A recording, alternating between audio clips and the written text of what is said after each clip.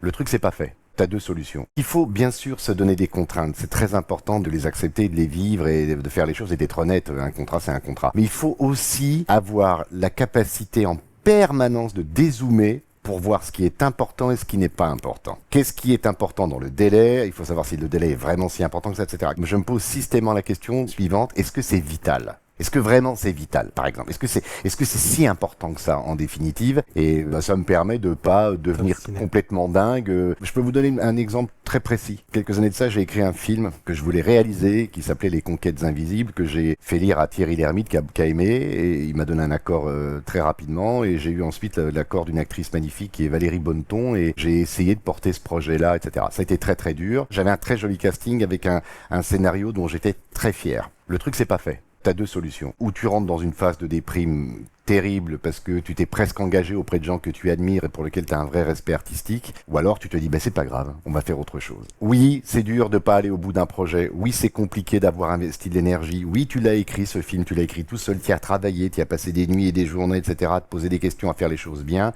ça ne se fait pas, tu as presque touché le pompon et le pompon est parti, et voilà, c'est reparti, il faut repartir à la guerre, il faut se remettre au travail, qu'est-ce qui a péché, pourquoi ça n'a pas marché, voilà, on apprend de ses erreurs, et voilà, et je ne suis pas mort de pas avoir fait ce film. Voilà.